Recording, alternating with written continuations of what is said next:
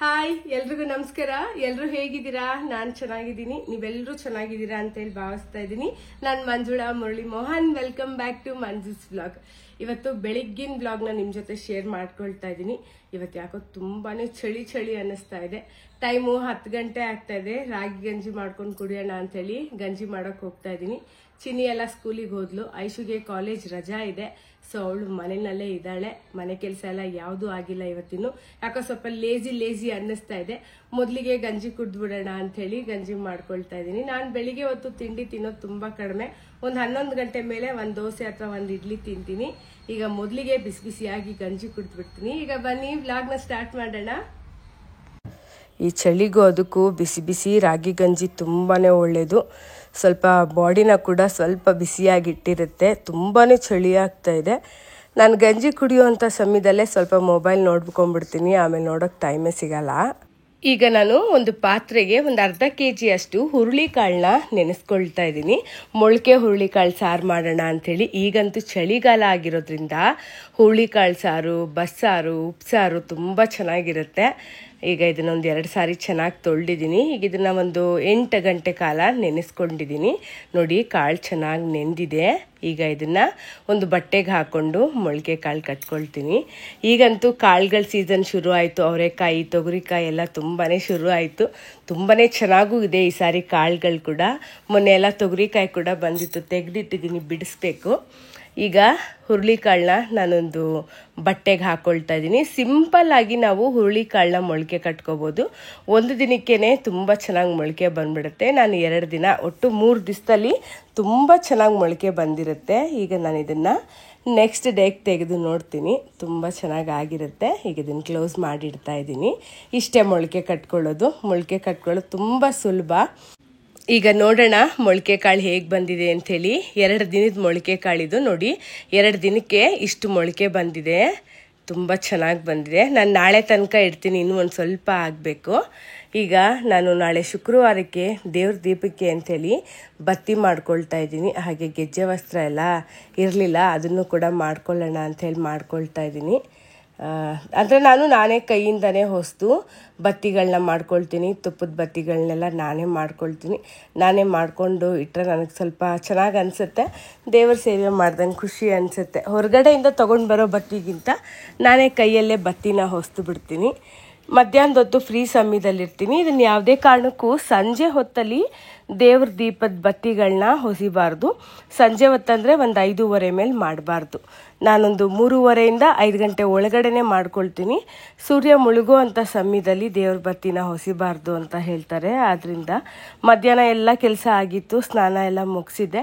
ಸರಿ, ದೇವ್ರ ಬತ್ತಿಗಳನ್ನೆಲ್ಲ ಹೊಸ್ತು ಬಿಡೋಣ ಅಂತೇಳಿ ಹೊಸಿತಾ ಇದ್ದೀನಿ. ಅಂದರೆ ನಾನು ಒಂದು 2 ತಿಂಗಳಿಗಾಗೋಷ್ಟು, 1 ತಿಂಗಳಿಗಾಗೋಷ್ಟೇ ಮಾಡ್ಕೊಳ್ತೀನಿ. ಒಂದೇ ಸಾರಿ ಮಾಡಿ ಇಟ್ಕೊಳ್ಳಲ್ಲ, ಆಗಾಗನೇ ಫ್ರೆಶ್ ಆಗೇ ಮಾಡ್ಕೊಳ್ತೀನಿ. ನಾನು ಈ ಸಾರಿ ಕುಂಕುಮದ ಬತ್ತಿಗಳನ್ನ ಮಾಡ್ತಾಯಿದ್ದೀನಿ. ಕುಂಕುಮದ ಬತ್ತಿ, ಅರ್ಶಿನದ ಬತ್ತಿ ಎಲ್ಲ ತುಂಬಾ ಒಳ್ಳೆಯದು. ತುಂಬಾ ಚೆನ್ನಾಗಿ ಕೂಡ ಕಾಣುತ್ತೆ. ಅಕ್ಕಿ ಹಿಟ್ಟಿನ ದೀಪದಲ್ಲಿ, ತೆಂಗಿನಕಾಯಿ ದೀಪ ಹಚ್ಚೋವಾಗೆಲ್ಲ ಕುಂಕುಮದ ಬತ್ತಿ ಇಟ್ಟರೆ ತುಂಬ ಒಳ್ಳೆಯದು. ಹಾಗೆ ಶತ್ರುಬಾಧೆ ನಿವಾರಣೆಗೂ ಕೂಡ ಕುಂಕುಮದ ಬತ್ತಿ ಹಚ್ತಾರೆ. ಅದು ಏನಕ್ಕೆ, ಯಾಕೆ ಹಚ್ತಾರೆ ಅನ್ನೋದನ್ನು ಮುಂದೆ ಯಾವಾಗಾದರೂ ಖಂಡಿತ ಒಂದು ಸಾರಿ ಹೇಳ್ತೀನಿ ನಾನು. ಈಗ ಬತ್ತಿ ಎಲ್ಲ ಮಾಡಿದ್ದಾಯಿತು. ದೇವ್ರ ಪಾತ್ರೆಗಳನ್ನೆಲ್ಲ ತೊಳ್ಕೊಳ್ಳೋಣ ಅಂಥೇಳಿ ದೇವ್ರ ಪಾತ್ರೆಗಳೆಲ್ಲ ತೊಳಿತಾ ಇದ್ದೀನಿ. ನಾನಿಲ್ಲಿ ಬೆಳ್ಳಿ ಪಾತ್ರೆಗಳನ್ನ ತೊಳ್ಕೊಳ್ಳೋದಕ್ಕೆ ಸಬೀನಾ ಪೌಡ್ರನ್ನ ಯೂಸ್ ಮಾಡ್ತಾ ಇದ್ದೀನಿ. ಹಾಗೆ ಕೋಲ್ಗೇಟ್ ಟೂತ್ಪೇಸ್ಟ್ನ ಯೂಸ್ ಮಾಡ್ತಾ ಇದ್ದೀನಿ. ಟೂತ್ಪೇಸ್ಟ್ ಯಾವ್ದು ಬೇಕಾದರೂ ಯೂಸ್ ಮಾಡ್ಕೋಬೋದು, ಇದೇ ಯೂಸ್ ಮಾಡಬೇಕಂತ ಏನಿಲ್ಲ. ನಾನಿಲ್ಲೀಗ ಸಬೀನಾ ಪೌಡ್ರು ಟೂತ್ಪೇಸ್ಟ್ನ ಚೆನ್ನಾಗಿ ಮಿಕ್ಸ್ ಮಾಡ್ಕೊಂಡಿದ್ದೀನಿ. ನೋಡಿ, ಈ ರೀತಿನಲ್ಲಿ. ನಾನು ಬೆಳ್ಳಿ ಪಾತ್ರೆನ 2-3 ವಿಧದಲ್ಲಿ ಕ್ಲೀನ್ ಮಾಡ್ತೀನಿ. ಈಗ ಮೊದಲನೇದು ನಿಮ್ಮ ಜೊತೆ ಶೇರ್ ಮಾಡ್ಕೊಳ್ತಾ ಇದ್ದೀನಿ. ನೋಡಿ, ಬೆಳ್ಳಿ ಚುಂಬು ಹೇಗಾಗಿದೆ ನೋಡಿ. ಪೂರ್ತಿ ಈ ಕೋಲ್ಗೇಟ್ ಪೇಸ್ಟಿಂದ ತುಂಬ ಚೆನ್ನಾಗಿ ಕ್ಲೀನ್ ಆಗಿಬಿಡುತ್ತೆ ನೋಡಿ. ಹಾಗೆ ಕೋಲ್ಗೇಟ್ ಟೂತ್ಪೇಸ್ಟ್ ಪೌಡ್ರು ಬರುತ್ತೆ. ಆ ಪೌಡ್ರಲ್ಲಿ ನಾವು ಕ್ಲೀನ್ ಮಾಡಿಕೊಂಡ್ರೆ ಸಬೀನಾ ಹಾಕೊಳ್ಳೋ ಅಂತ ನೆಸಸರಿ ಇರಲ್ಲ. ಎಲ್ಲ ಕಲೆಗಳು ಕೂಡ ತುಂಬ ಚೆನ್ನಾಗಿ ಹೋಗುತ್ತೆ. ಪಾತ್ರೆ ಅಂತೂ ಬೆಳ್ಳಗಾಗ್ಬಿಡುತ್ತೆ. ತುಂಬ ನೋಡಿ, ಕಪ್ಪು ಕಲೆಗಳೆಲ್ಲ ಎಷ್ಟು ಬೇಗ ಹೊರಟೋಗ್ತಾ ಇದೆ, ನೀವು ಗಮನಿಸ್ಬೋದು. ತುಂಬಾ ಕಪ್ಪಾಗಿರುವಂಥ ಕಲೆಗಳು ಕೂಡ ತುಂಬ ಸುಲಭವಾಗಿ ಹೋಗ್ಬಿಡುತ್ತೆ. ಹಾಗೆ ನಾನು ತುಂಬ ಗಟ್ಟಿಗೆ ಪಾತ್ರೆಗಳನ್ನ, ಬೆಳ್ಳಿ ಪಾತ್ರೆಗಳನ್ನ ಉಜ್ಜೋದಿಲ್ಲ. ಆದಷ್ಟು ಸ್ವಲ್ಪ ಲೈಟಾಗೆ ಉಜ್ಕೊಂಡು ಕ್ಲೀನ್ ಮಾಡ್ಕೊಳ್ತೀನಿ. ಮಾಡ್ತೀನಿ. ಯಾಕೆ ಅಂತ ಹೇಳಿದ್ರೆ ಬೆಳ್ಳಿ ಪಾತ್ರೆಗಳು ಬೇಗ ಕರ್ಗೋಗ್ಬಿಡುತ್ತೆ, ಅಂದರೆ ಸ್ವಲ್ಪ ಸೌದೋಗ್ಬಿಡುತ್ತೆ ಪಾತ್ರೆಗಳು. ಆದ್ದರಿಂದ ನಾನು ಸ್ವಲ್ಪ ಲೈಟಾಗಿ ಸ್ಕ್ರಬ್ ಮಾಡ್ತೀನಿ, ಕೈ ಬೆರಳಲ್ಲೇ ಮಾಡ್ತೀನಿ. ನಾನಿಲ್ಲಿ ಸ್ಕ್ರಬ್ಬರ್ನ ಯೂಸ್ ಮಾಡೋದು ತುಂಬ ಕಡಿಮೆ. ನೋಡಿ ಬೆಳ್ಳಿ ಪಾತ್ರೆ ಎಲ್ಲ ಎಷ್ಟು ಚೆನ್ನಾಗಿ ಕ್ಲೀನ್ ಆಯಿತು, ಫಳ ಫಳ ಅಂತ ಹೊಳಿತಾ ಇದೆ. ಇದಕ್ಕೆ ನನಗೆ ಬೆಳ್ಳಿ ಪಾತ್ರೆಗಳನ್ನ ದೇವ್ರ ಮನೇಲಿ ನೋಡೋದಕ್ಕೆ ತುಂಬ ಇಷ್ಟ ಆಗುತ್ತೆ. ಈಗ ನಾನು ಎಲ್ಲ ದೀಪಗಳನ್ನ ಹಚ್ತಾ ಇಲ್ಲ, ಈಗ ಒಂದಷ್ಟು ದೀಪಗಳನ್ನ ತೆಗೆದಿಟ್ಬಿಡ್ತಾ ಇದ್ದೀನಿ. ಕೆಲವೊಂದು ದೀಪಗಳನ್ನೇ ಹಚ್ತೀನಿ. ಈಗ ಇನ್ನೇನು ಹಬ್ಬಗಳೆಲ್ಲ ಮುಗಿತಾ ಬಂತು, ಇನ್ನೇನು ಇಲ್ಲ ಇನ್ನು ಹಚ್ಚೋದಕ್ಕೆ ಅಂಥೇಳಿ ದೇವ್ರ ಮನೆಯಲ್ಲಿ ಒಂದು 2 ದೀಪಗಳನ್ನ ಅಷ್ಟೇ ಹಚ್ಚೋದು ನಾನು. ನೋಡಿ ಎಲ್ಲ ತೊಳೆದಿದ್ದಾಯಿತು, ದೀಪಗಳೆಲ್ಲ ಚೆನ್ನಾಗಿ ಕ್ಲೀನಾಗಿದೆ. ಒಂದು ಕಾಟನ್ ಬಟ್ಟೆನಲ್ಲಿ ಚೆನ್ನಾಗಿ ಒರೆಸಿ ಕೆಲವೊಂದು ದೀಪಗಳನ್ನ ಬೆಳ್ಳಿ ಪಾತ್ರೆಗಳನ್ನ ತೆಗೆದಿಟ್ಬಿಡ್ತೀನಿ, ಮಿಕ್ಕಿರೋದನ್ನ ದೇವ್ರ ಮನೆಯಲ್ಲಿ ಇಡ್ತೀನಿ. ಈಗ ಹಿತ್ತಾಳೆ ಪಾತ್ರೆಗಳನ್ನೂ ಕೂಡ ಎಲ್ಲ ತೊಳ್ಕೊಳ್ತಾ ಇದ್ದೀನಿ. ಹಿತ್ತಾಳೆ ಪಾತ್ರೆಗಳನ್ನೆಲ್ಲ ನಾನು ಎಲ್ಲ ಅಂದರೆ ದೇವ್ರ ಪುಟ್ಟ ದೇವ್ರ ಶಿಲೆಗಳೇನಿದೆ ಅದನ್ನೆಲ್ಲ ನಾನು ನಾರು ಹಾಕಿ ಉಜ್ಜಲ್ಲ, ಬರೀ ನೀರಲ್ಲಿ ತೊಳ್ಕೊಳ್ತೀನಿ. ಈಗ ನೀವು ನೋಡ್ತಾ ಇರೋವಂಥದ್ದು ಚಿನ್ನಿ ಬರ್ತಡೇ ಇತ್ತು. ಸರಿ ಮಿಡ್ನೈಟ್ 12 ಗಂಟೆಗೆ ಕೇಕ್ ಕಟ್ ಮಾಡಿಸ್ತಾ ಇದ್ದೀವಿ. ಅವಳು ತುಂಬಾ ನಿದ್ರೆ ಮಾಡ್ತಾ ಇದ್ಲು. ನಿದ್ರೆ ಮಾಡ್ತಿದ್ದವಳನ್ನ ಎಬ್ಬಿಸ್ಕೊಂಡು ಕರ್ಕೊಂಡು ಬಂದು ಕೇಕ್ ಕಟ್ ಮಾಡಿಸಿದ್ವಿ. ನಾವು ಆಲ್ಮೋಸ್ಟ್ ಮಿಡ್ನೈಟಿಗೆ ಒಂದು ಕೇಕ್ ಕಟ್ ಮಾಡಿಸ್ತೀವಿ. ತುಂಬಾ ಖುಷಿಯಾಗಿ ಕೇಕ್ ಕಟ್ ಮಾಡ್ತಾ ಇದ್ದಾಳೆ. ಈ ಕೇಕ್ ಕಟ್ ಮಾಡಿಸೋ ಪ್ಲಾನು ನನ್ನ ತಂಗಿದು. ನನ್ನ ತಂಗಿ ಮತ್ತು ನನ್ನ ಮೈದಾ ಕರ್ಕೊಂಡು ಬಂದು ಕೇಕ್ ಕಟ್ ಮಾಡಿಸಿದ್ರು. ತುಂಬಾ ಖುಷಿಯಾಯಿತು. ಅವರು ಕೂಡ ಈ ಸಾರಿ ಬೆಂಗಳೂರಿನಲ್ಲಿದ್ದರು. ನೋಡ್ತಾ ಎಷ್ಟು ಬೇಗ ಚಿನ್ನಿ ಬೆಳೆದೇ ಬಿಟ್ಲು, 13 ವರ್ಷ ಆಗೋಯ್ತು ಅಂಥೇಳಿ ಎಲ್ಲರೂ ಕೂಡ ತುಂಬಾ ಚಿಕ್ಕವಳಿದ್ಲು, ಎಷ್ಟು ಬೇಗ ಗೊತ್ತೇ ಆಗಲಿಲ್ಲ 13 ವರ್ಷಕ್ಕೆ ಬಿದ್ದೋಯ್ತು. ಸರಿ ಅಂಥೇಳಿ ಕೇಕೆಲ್ಲ ಕಟ್ ಮಾಡಿಸಿದ್ವಿ. ಅವ್ರ ಚಿಕ್ಕಪ್ಪ ಬಂದು ಕೇಕ್ ತಿನ್ನಿಸ್ತಾ ಇದ್ದಾರೆ. ಅವಳಿಗೆ ಗೊತ್ತೇ ಇಲ್ಲ ಕೇಕ್ ಕಟ್ ಮಾಡಿಸ್ತೀವಿ ಇವಾಗ ಅಂಥೇಳಿ. ಸರಿ ಅಂಥೇಳಿ ಈ ಸಾರಿ ಕೇಕೇನು ಕಟ್ ಮಾಡಿಸಲ್ಲ ನಿನಗೆ ಅಂತ ಹೇಳಿದ್ದೆ. ಸರಿ ಅಂದ್ಬಿಟ್ಟು ಅವಳು ಕೂಡ ಮಲಗಿ ನಿದ್ದೆ ಮಾಡಿಬಿಟ್ಟಿದ್ಲು. ಆಮೇಲೆ ತುಂಬಾ ಖುಷಿಪಟ್ಲು. ಅವ್ರ ಅಕ್ಕ ಅವಳಿಗೆ ತುಂಬಾ ಇಷ್ಟವಾಗಿರುವಂಥ ಗಿಫ್ಟ್ಗಳನ್ನ ತೊಗೊಂಡು ಬಂದಿದ್ಲು. ಅದನ್ನು ತೋರಿಸೇ ಇರಲಿಲ್ಲ. ಅವಳಿಗೆ ಬರ್ತಡೇ 1 ತಿಂಗಳಿದೆ ಅನ್ನೋವಾಗ್ಲೇ ರಿಮೈಂಡ್ ಮಾಡೋಕ್ಕೆ ಶುರು ಮಾಡ್ತಾಳೆ. ಇನ್ನು 20 ಡೇಸ್ ಇದೆ, ಇನ್ನು 15 ಡೇಸ್ ಇದೆ, ಇನ್ನೊಂದು ವಾರ ಇದೆ, ಇನ್ನು 3 ಡೇಸ್ ಇದೆ, ಏನು ಕೊಡ್ತಿದ್ಯಾ ಅಂಥೇಳಿ. ಅವಳು ಈ ಸಾರಿ ಏನು ಕೊಡ್ತಿಲ್ಲ ಅಂತಲೇ ಅಂತಿದ್ಲು. ಕೊನೆಗೆ ಅವಳಿಗೆ ಏನು ಇಷ್ಟನೋ ಅದನ್ನೇ ತೊಗೊಂಡು ಬಂದು ಕೊಟ್ಟಿದ್ಲು. ಅವಳಿಗಂತೂ ತುಂಬ ಖುಷಿ ಆಯಿತು. ಬಾರ್ಬಿ ಅಂದರೆ ಅವಳಿಗೆ ತುಂಬ ಇಷ್ಟ. ಅದನ್ನು ಸ್ವಲ್ಪ ಏನಾದ್ರು ನೋಡ್ತಿದ್ದಂಗೆ ಸಾಕು ಮುಖದಲ್ಲಿ ನಗು ಹಾಗೆ ಬಂದುಬಿಡುತ್ತೆ. ತುಂಬ ಖುಷಿಪಟ್ಲು. ಅಕ್ಕ ತಂಗಿರು ಯಾವಾಗಲೂ ಕಿತ್ತಾಡ್ತಾ ಇರ್ತಾರೆ, ಬಟ್ ಚಿನ್ನಿಗೆ ಸ್ವಲ್ಪ ಜಾಸ್ತಿ ಅವ್ರ ಅಕ್ಕ ಅಂದರೆ ತುಂಬಾ ಇಷ್ಟ. ಗಿಫ್ಟ್ ಕೊಟ್ಟಳು. ಗಿಫ್ಟ್ನೆಲ್ಲ ತುಂಬ ಖುಷಿಯಾಗಿ ತೊಗೊಂಡ್ಲು. ನಾನೇನು ಗಿಫ್ಟ್ ಮಾಡಲಿಲ್ಲ ಈ ಸಾರಿ ಚಿನ್ನಿಗೆ. ಅವ್ರ ಅಪ್ಪ ಕೂಡ ಅವಳಿಗೆ ವಿಡಿಯೋ ಕಾಲ್ ಮಾಡಿ ವಿಶ್ ಮಾಡಿದ್ರು. ಅವ್ರು ಕೆಲಸದ ಮೇಲೆ ಹೊರಗಡೆ ಇದ್ದಾರೆ. ನೋಡಿ ತುಂಬ ಖುಷಿಪಟ್ಲು. ಅವಳ ಖುಷಿನೇ ನನ್ನ ಖುಷಿ. ಯಾವಾಗಲೂ ಕಿತ್ತಾಡ್ತಾ ಇರ್ತಾರೆ, ಬಟ್ ಕೆಲವು ಸಾರಿ ತುಂಬಾ ಅಟ್ಯಾಚ್ಮೆಂಟ್ ಇರುತ್ತೆ ಇಬ್ರಿಗೂ. ಏನಾದರೂ ಒಬ್ಬಳನ್ನ ಬೈದರೆ ಇನ್ನೊಬ್ಳು ನನ್ನ ಮೇಲೆ ಹಾಗೇ ಬರ್ತಾರೆ.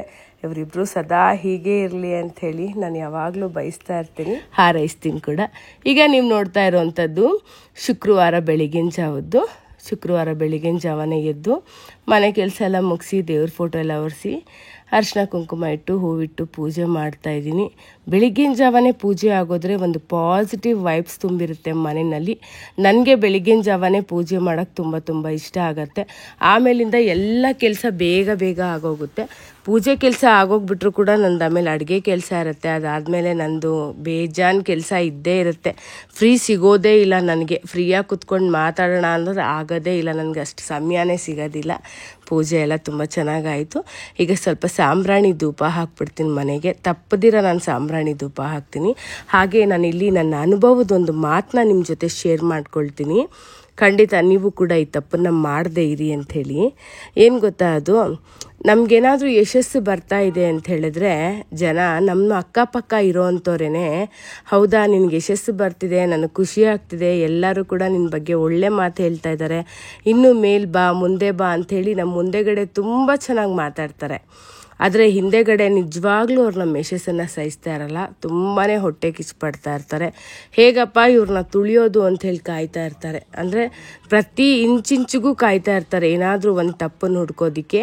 ಹಾಗೆ ನಾವು ಸೋಷಿಯಲ್ ಮೀಡಿಯಾದಲ್ಲಿ ಇರೋದ್ರಿಂದ ಜೊತೇಲಿ ಇದ್ದೇನೇನೆ ನಮ್ಮವರೇ ನಮಗೆ ಬೇಕು ಅಂಥೇಳಿ ಬ್ಯಾಡ್ ಕಮೆಂಟ್ಸ್ಗಳು ಹಾಕೋದು, ಈ ಥರ ಎಲ್ಲ ಹೆಚ್ಚಿಗೆ ಮಾಡ್ತಾ ಇದ್ದಾರೆ. ಅಂದರೆ ತುಳಿಬೇಕು ಅಂತ 100 ಜನ ನಿಂತರೆ ಕಾಯೋಕೆ ಅಂತ ಮೇಲ್ಗಡೆ ಒಬ್ಬ ಇದ್ದೇ ಇರ್ತಾನೆ. ಅವ್ನು ಖಂಡಿತ ನಮ್ಮ ಮನಸ್ಸು ಚೆನ್ನಾಗಿದೆ, ನಮ್ಮ ನಿಯತ್ತು ಚೆನ್ನಾಗಿದೆ, ನಾವು ಯಾರಿಗೂ ಕೆಟ್ಟದ್ದು ಮಾಡ್ತಾ ಇಲ್ಲ, ನಾವು ಯಾರಿಗೂ ಕೆಟ್ಟದ್ದು ಬಯಸ್ತಾ ಇಲ್ಲ ಅಂತ ಹೇಳಿದ್ರೆ ಖಂಡಿತ ನಮ್ಮನ್ನು ಕಾಯ್ತಾನೆ. ಆದರೆ ನಮ್ಮ ಯಶಸ್ಸನ್ನು ಇನ್ಮೇಲಿಂದ ಯಾರಿಗೂ ಅಷ್ಟಾಗಿ ಹೇಳ್ಕೊಬಾರ್ದು. ಅಂದರೆ ನಾನು ಹೆಚ್ಚಾಗಿ ಯಾರಿಗೂ ಏನೂ ಹೇಳ್ಕೊಳಕ್ಕೆ ಹೋಗೋದೇ ಇಲ್ಲ, ಯಾರಿಗೂ ಏನೂ ಹೇಳ್ಕೊಡೋದೇ ಇಲ್ಲ. ಆದರೆ ಕೆಲವರಿಗಷ್ಟೇ, ಅಂದರೆ ಅವ್ರು ಖುಷಿ ಪಡ್ತಾರೆ ಅಂತ ಮುಖ ನೋಡಿದಾಗ ನನಗೆ ಅನಿಸುತ್ತೆ ಖುಷಿ ಪಡ್ತಾರೆ ಅಂಥೇಳಿ, ಆದ್ದರಿಂದ ಹೇಳ್ಕೊಳ್ತಿದ್ದೆ. ಬಟ್ ನನಗೆ ಇತ್ತೀಚೆಗೆ ಗೊತ್ತಾಗೋಯ್ತು, ಓಕೆ ಇವ್ರ ಹೊಟ್ಟೆಲಿ ತುಂಬಾ ವಿಷ ತುಂಬಿದೆ, ಇವ್ರು ಸಹಿಸ್ತಾ ಇಲ್ಲ ನಮ್ಮ ಏಳ್ಗೆನ ಅಂಥೇಳಿ. ಅದು ಗೊತ್ತಾಗೋದ್ಮೇಲೆ ನಾನು ಬೇಡ ಅಂಥೇಳಿ ನಾನು ಯಾರಿಗೂ ಕೂಡ ಏನೂ ಹೇಳ್ಕೊಳ್ಳೋದಿಲ್ಲ. ಏನೇ ಇರಲಿ ದೇವ್ರೊಬ್ಬನಿಗೆ ಹೇಳ್ತೀನಿ. ಏನಾದರೂ ಹೇಳ್ಕೊಳ್ಳೋ ಅಂಥ ವಿಷಯ ಇದ್ದರೆ ನನ್ನ ಫ್ಯಾಮಿಲಿ ನೀವೇ, ನಿಮ್ಮ ಜೊತೆನೇ ಹಂಚ್ಕೊಳ್ತೀನಿ. ಪೂಜೆ ಎಲ್ಲ ಆಯಿತು. ಈಗ ರಾತ್ರಿ ಊಟಕ್ಕೆ ಮೊಳಕೆ ಹುಳಿಕಾಳು ಸಾರು ಮಾಡ್ತಾಯಿದ್ದೀನಿ. ಮೊದಲಿಗೆ ಪ್ಯಾನ್ನ ಇಟ್ಕೊಂಡಿದ್ದೀನಿ. ಪ್ಯಾನ್ಗೆ 1 ಟೇಬಲ್ ಸ್ಪೂನಷ್ಟು ಎಣ್ಣೆ ಹಾಕ್ಕೊಂಡಿದ್ದೀನಿ. ಒಂದು 2 ಮೀಡಿಯಮ್ ಸೈಜ್ ಈರುಳ್ಳಿನ ಹಾಕ್ಕೊಂಡು ಲೋ ಫ್ಲೇಮಲ್ಲಿ ಸ್ವಲ್ಪ ಹಸಿ ವಾಸನೆ ಹೋಗೋವರೆಗೂ ಚೆನ್ನಾಗಿ ಫ್ರೈ ಮಾಡ್ಕೊಳ್ತಾ ಇದ್ದೀನಿ. ಹಸಿದನ್ನು ಹಾಗೆ ಮಿಕ್ಸಿಗೆ ಹಾಕ್ಕೊಂಡು ರುಬ್ಕೋಬೋದು. ನಾನು ಇದೇ ರೀತಿ ಸ್ವಲ್ಪ ಫ್ರೈ ಮಾಡ್ಕೊಂಡು ಹಾಕ್ಕೋತೀನಿ. ಈರುಳ್ಳಿ ಎಲ್ಲ ಸ್ವಲ್ಪ ಹಸಿ ವಾಸನೆ ಹೆಚ್ಚಿಗೆ ಇರುತ್ತೆ, ಆದ್ದರಿಂದ ಇದನ್ನೊಂದು 2 ನಿಮಿಷ ಕೈ ಆಡಿಸಿದ್ರೆ ಸ್ವಲ್ಪ ಚೆನ್ನಾಗಿ ಫ್ರೈ ಆಗೋಗ್ಬಿಡುತ್ತೆ. ಈಗ ನೋಡಿ, ಇದು ಸ್ವಲ್ಪ ಹಸಿ ವಾಸನೆ ಎಲ್ಲ ಚೆನ್ನಾಗಿ ಹೋಗಿದೆ, ಫ್ರೈ ಆಗಿದೆ. ಈಗ ಇದನ್ನು ಮಿಕ್ಸಿ ಜಾರಿಗೆ ಹಾಕ್ಕೊಳ್ತಾ ಇದ್ದೀನಿ. ಒಂದು 2 ನಿಮಿಷ ತಣ್ಣಗಾಗೋದಕ್ಕಿಟ್ಟು ಮಿಕ್ಸಿ ಜಾರಿಗೆ ಹಾಕ್ಕೊಳ್ತಾ ಇದ್ದೀನಿ. ಈಗ ಇದನ್ನೆಲ್ಲ ಮಿಕ್ಸಿ ಜಾರಿಗೆ ಹಾಕ್ಕೊಂಡಿದ್ದಾಯಿತು. ಒಂದು ಅರ್ಧ ಕಪ್ಪಷ್ಟು ತೆಂಗಿನಕಾಯಿ ಹಾಕ್ಕೊಳ್ತಾ ಇದ್ದೀನಿ. ಒಂದು 3 ಮೀಡಿಯಮ್ ಸೈಜ್ ನಾಟಿ ಟೊಮೆಟೊ, ಹಾಗೆ ಒಂದು 4 ಬೆಳ್ಳುಳ್ಳಿ, ಒಂದು 4 ಎಸಳು ಶುಂಠಿ, ಚಕ್ಕೆ ಲವಂಗ ಹಾಕ್ಕೊಳ್ತಾ ಇದ್ದೀನಿ. 1 ಟೀ ಸ್ಪೂನಷ್ಟು ಕಡಲೆಪಪ್ಪು, ಒಂದು ಅರ್ಧ ಟೀ ಸ್ಪೂನಷ್ಟು ಗಸಗಸೆ ಹಾಕ್ಕೊಳ್ತಾ ಇದ್ದೀನಿ. ಹಾಗೆ ಇದಕ್ಕೆ 2 ಟೀ ಸ್ಪೂನಷ್ಟು ಖಾರದ ಪುಡಿ, 2 ಟೀ ಸ್ಪೂನಷ್ಟು ಧನಿಯಾ ಪುಡಿ, ಒಂದು ಟೀ ಸ್ಪೂನಷ್ಟು ಸಾಂಬಾರು ಪೌಡ್ರ್ ಹಾಕ್ಕೊಳ್ತಾ ಇದ್ದೀನಿ. ಮನೆಯಲ್ಲೇ ಮಾಡಿರೋ ಸಾಂಬಾರು ಪೌಡ್ರು. ಸ್ವಲ್ಪ ಕೊತ್ತಂಬರಿ ಸೊಪ್ಪು ಹಾಕ್ಕೊಂಡು ನೀರು ಹಾಕ್ಕೊಂಡು ಈ ರೀತಿ ನಾನು ಮಸಾಲೆನ ರುಬ್ಕೊಂಡಿದ್ದೀನಿ. ಕುಕ್ಕರ್ಗೆ 2 ಟೇಬಲ್ ಸ್ಪೂನಷ್ಟು ಎಣ್ಣೆ ಹಾಕ್ಕೊಂಡಿದ್ದೀನಿ. ಎಣ್ಣೆಗೆ ಸಾಸಿವೆ ಹಾಕ್ಕೊಳ್ತಾ ಇದ್ದೀನಿ. ಸಾಸಿವೆ ಸ್ವಲ್ಪ ಚಟಪಟ ಅಂದಿದ ತಕ್ಷಣ ಕರಿಬೇವಿನ ಸೊಪ್ಪನ್ನು ಹಾಕ್ಕೊಳ್ತಾ ಇದ್ದೀನಿ. ಒಂದು ಮೀಡಿಯಮ್ ಸೈಜ್ ಈರುಳ್ಳಿನ ಹಾಕ್ಕೊಂಡು ಹಸಿ ವಾಸನೆ ಹೋಗೋವರೆಗೂ ಚೆನ್ನಾಗಿ ಫ್ರೈ ಮಾಡ್ಕೊಳ್ತಾ ಇದ್ದೀನಿ. ನೋಡಿ, ಒಂದು ಈರುಳ್ಳಿ ಹಾಕ್ಕೊಂಡಿದ್ದೀನಿ. ಈಗ ಫ್ರೈ ಮಾಡ್ಕೊಳ್ತಾ ಇದ್ದೀನಿ. ಈಗ ಇದು ಸ್ವಲ್ಪ ಹಸಿ ವಾಸನೆ ಎಲ್ಲ ಚೆನ್ನಾಗಿ ಹೋಗಿದೆ, ಫ್ರೈ ಎಲ್ಲ ಚೆನ್ನಾಗಾಗಿದೆ. ಒಂದು ಮೀಡಿಯಮ್ ಸೈಜ್ ಟೊಮೆಟೊ ಹಾಕ್ಕೊಳ್ತಾ ಇದ್ದೀನಿ. ಟೊಮೆಟೊನ ಹಾಕ್ಕೊಂಡು ಚೆನ್ನಾಗಿ ಫ್ರೈ ಮಾಡ್ಕೊಳ್ತೀನಿ. ಸ್ವಲ್ಪ ಟೊಮೆಟೊ ಎಲ್ಲ ಚೆನ್ನಾಗಿ ಮೆತ್ತಗಾಗೋ ತನಕ ಫ್ರೈ ಮಾಡ್ಕೊಳ್ತೀನಿ. ಈಗ ಇದು ಸ್ವಲ್ಪ ಮೆತ್ತಗಾಗಿದೆ. ಈಗ ಮೊಳಕೆ ಬಂದಿರೋಂಥ ಕಾಳನ್ನು ಒಂದು 3 ಸಾರಿ ಚೆನ್ನಾಗಿ ತೊಳ್ಕೊಂಡಿದ್ದೀನಿ. ನೋಡಿ ಎಷ್ಟು ಚೆನ್ನಾಗಿ ಬಂದಿದೆ ಮೊಳಕೆ, ನೋಡೋದಕ್ಕೆ ಖುಷಿ ಆಗುತ್ತೆ.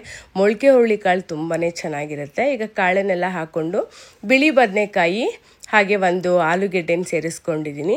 ಈಗ ಇದಕ್ಕೆ ರುಬ್ಬಿಟ್ಕೊಂಡಿರೋಂಥ ಮಸಾಲೆನ ಹಾಕ್ಕೊಂಡು ಚೆನ್ನಾಗಿ ತಿರುಗಿಸ್ಕೊಳ್ತಾ ಇದ್ದೀನಿ. ಮೊದಲಿಗೆ ನಾನು ಮೊಳಕೆ ಹುರುಳಿಕಾಳನ್ನೆಲ್ಲ ಹಾಕ್ಕೊಂಡು ಚೆನ್ನಾಗಿ ತಿರುಗಿಸ್ಕೊಂಡು ಈಗ ಮಸಾಲೆನ ಹಾಕ್ಕೊಂಡು ಚೆನ್ನಾಗಿ ತಿರುಗಿಸ್ಕೊಳ್ತಾ ಇದ್ದೀನಿ. ನೋಡಿ, ಸಾರು ಸ್ವಲ್ಪ ಮಟ್ಟಿಗೆ ತುಂಬ ಗಟ್ಟಿ ಮಾಡಲ್ಲ, ಸ್ವಲ್ಪ ಮೀಡಿಯಮ್ ಆಗಿ ತಿಳಿಯಾಗಿ ಮಾಡ್ಕೊಳ್ತೀನಿ. ಸ್ವಲ್ಪ ಅನ್ನಕ್ಕೂ ತಿನ್ನೋದಕ್ಕೆ ಚೆನ್ನಾಗಿರುತ್ತೆ, ಮುದ್ದೆಗೂ ಚೆನ್ನಾಗಿರುತ್ತೆ. 2 ವಿಜಿಲ್ ಬರೆಸ್ಕೊಳ್ತೀನಿ, ಜಾಸ್ತಿ ಬೇಯಿಸಲ್ಲ. ನೋಡಿ, ಈಗ 2 ವಿಜಿಲ್ ಬಂದಿದೆ. ಸಾರು ಘಮ ಘಮ ಅಂತ ಇದೆ, ತುಂಬಾ ಚೆನ್ನಾಗಾಗಿದೆ. ಖಂಡಿತ ನೀವು ಕೂಡ ಒಂದು ಸಾರಿ ಟ್ರೈ ಮಾಡಿ. ಮುದ್ದೆ ಜೊತೆಗೆ, ಅನ್ನದ ಜೊತೆಗೆ ಸೂಪರ್ ಕಾಂಬಿನೇಷನ್ನು. ಚಳಿಗಾಲಕ್ಕಂತೂ ಸಖತ್ತಾಗಿರುತ್ತೆ. ನನಗಂತೂ ಮೊಳಕೆ ಹುರುಳಿಕಾಳು ಸಾರು ತುಂಬಾ ಇಷ್ಟ.